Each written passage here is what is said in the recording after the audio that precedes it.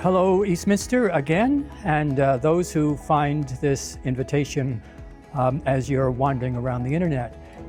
It's my privilege again this Sunday to lead worship here at Eastminster Church, and I'm just sitting here in the sanctuary thinking about how I'm going to continue the stories I began last week.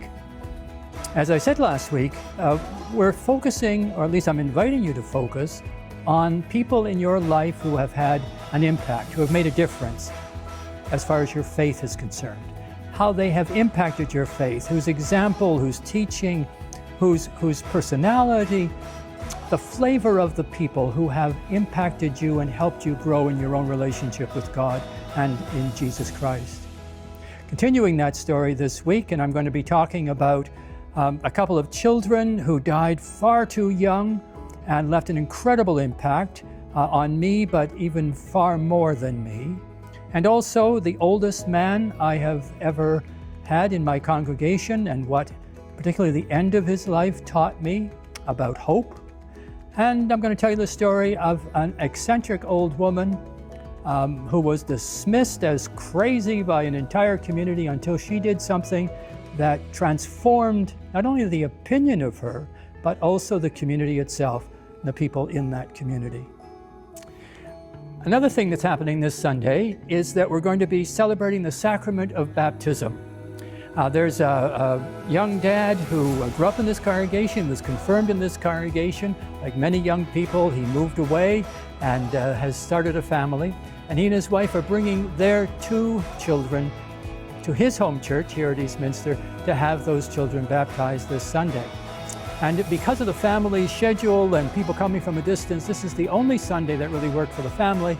And so while Reverend Mike is away, he has given me the honor and the delight of administering the sacrament of baptism. As I think about baptism, I'm reminded of another story. It's not one I'm going to be telling this Sunday, but it's a story of a guy named Harry. Harry was the clerk of session in the congregation we served in Bobcaygeon. And the thing about Harry, he was kind of an old Dutchman, and he took everything very seriously, and it made him a great clerk of session, but he also managed to tick off people from time to time in only the best ways. One of the people he ticked off big time was a young man, a teenager, whom he stopped and whose keys he took. Here's the story. Harry had a garage on the edge of town where the roadway out of town bent. And one day this young lad was driving around. He was driving like a lunatic. He was racing back and forth, and he had gone by the garage 3 or 4 times far too quickly. At one point, Harry went out, crossed the road, stood in front of him, and made him stop.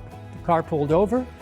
The young lad rolled down his window and asked what's going on, and Harry reached in, took the keys out of the ignition, and was walking away with them. "What are you doing?" said the kid.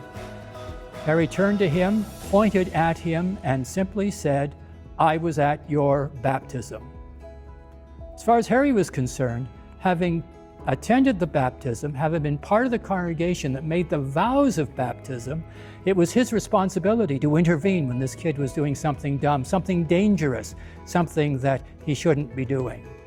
We're all going to have a chance, those of us that worship on Sunday morning, to do that for these children who will be brought before us, to make the vows of baptism, to accept responsibility, not only for them as much as we can, but it will remind us of our responsibility for not only the children whose baptism we've been part of, but all the children in our community. In fact, all of the kids who will look to us, who will be part of their great cloud of witnesses.